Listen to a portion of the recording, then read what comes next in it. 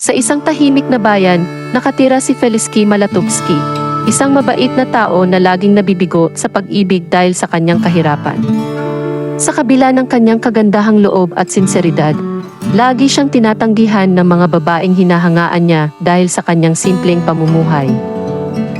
Si Feliski ay nagtatrabaho bilang isang online gambler, umaasa na isang araw ay makakaahon siya sa kahirapan sa pamamagitan ng pagsusugal. Gayunpaman, ang kanyang kita ay hindi kailanman sapat upang mapabuti ang kanyang kalagayan.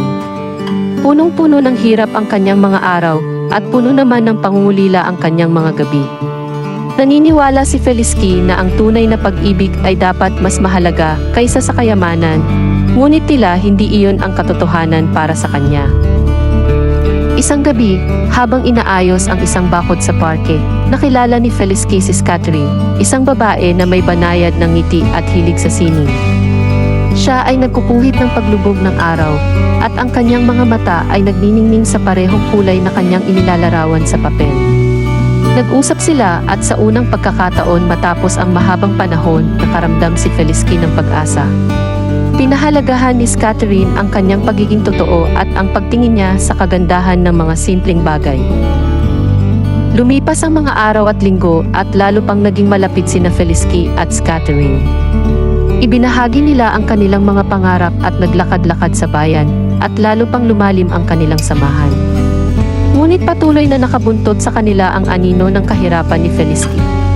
Isang araw, nagpasya siyang maging tapat kay Catherine tungkol sa kanyang sitwasyon sa kabila ng kanyang takot sa posibleng reaksyon nito dahil nais niyang maging tapat sa kanya.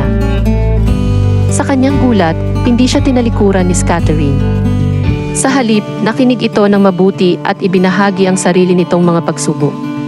Ibinunyag niya na ang kanyang sining, bagaman maganda, ay hindi pa nagdadala sa kanya ng pinansyal na tagumpay. Sila'y kapwa mga nangangarap na pinagbubuklod ng kanilang mga hilig, ngunit pinipigilan ng kanilang mga kalagayan. Sa bagong pag-unawa sa isa't isa, nagpasya silang magtulungan. Unti-unting nakilala ang sining ni Catherine, at dumami ang nangangailangan ng serbisyo ni Feliski bilang isang mahusay na manggagawa. Dahan-dahan ngunit tiyak, nagsimulang magbunga ang kanilang pinagsamang pagsisikap.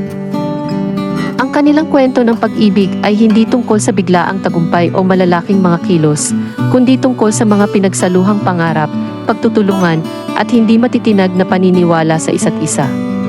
Natutunan ni Feliski na ang tunay na pag-ibig ay kayang lampasan ang material na kayamanan, at natagpuan naman ni Catherine ang isang kasama na pinapahalagahan siya sa kung sino siya, hindi sa kung ano ang mayroon siya. Magkasama nilang binuo ang isang buhay na puno ng pag-ibig at sining na nagpapatunay na minsan, ang pinakamayamang kwento ng pag-ibig ay nagmumula sa mga pinakapayak na simula.